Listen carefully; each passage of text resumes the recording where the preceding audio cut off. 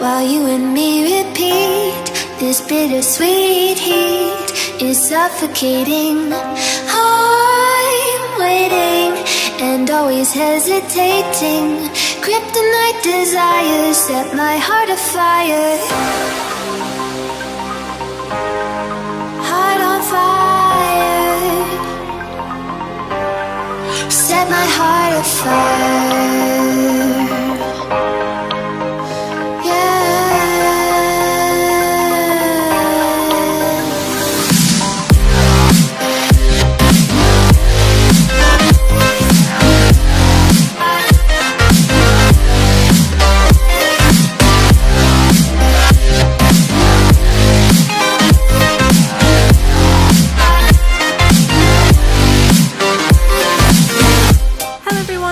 Welcome back to another video. Today I'm going to show you all how I became Huntress from Fortnite. Remember, if you like the video, then hit the thumbs up button, subscribe for more new content, and without further ado, let's get on in to the video. So this is number 2 of a 3-part series that I'm doing, so if you haven't already, make sure you do check out the other videos. They'll be linked down in the description if you want to see them. I hope you do, because 3 is better than 1, or something like that. Yeah, anyway, go check them out. Starting off, I wanted to jump right into painting that really cool marking that the Huntress has all over her face, and of course I wanted to put it on my face. To do this, I started with a light blue color for the base, and looking at a reference photo, I began sketching the design out. I then went in with a darker blue color to add some shading and a little bit of depth. I basically just eyeballed where I wanted the marking to look a little bit darker and went on from there. I think the 2 shades of blue definitely helped this stand out more than just the single shade of blue would. I know in the actual character it looks to be 1 color of blue, but you know, why not break some rules, right?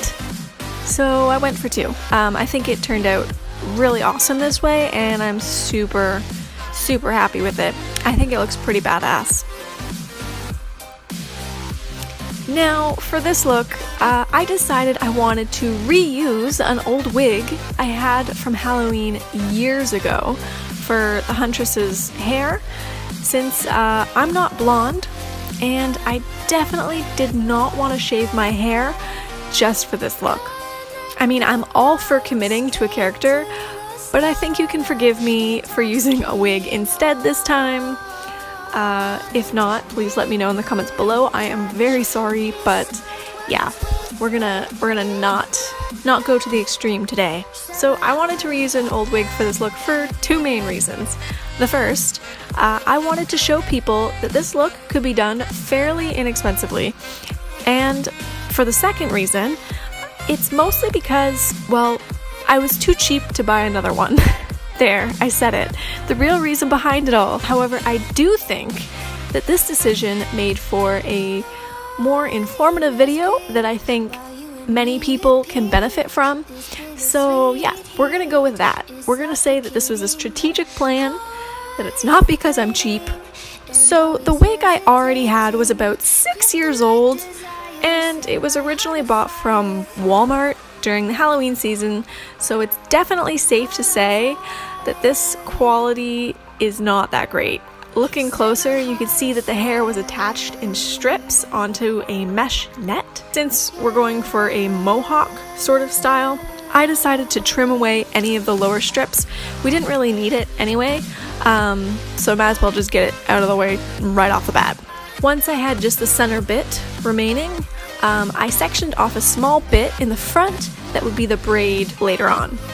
And with the rest of the hair, I just began fashioning it into place using bobby pins and hairspray to hold the updo in its place. Once I was happy with how the main hair piece looked, I braided the small section out in front and added a little bit of leather strips to it like the character from Fortnite has.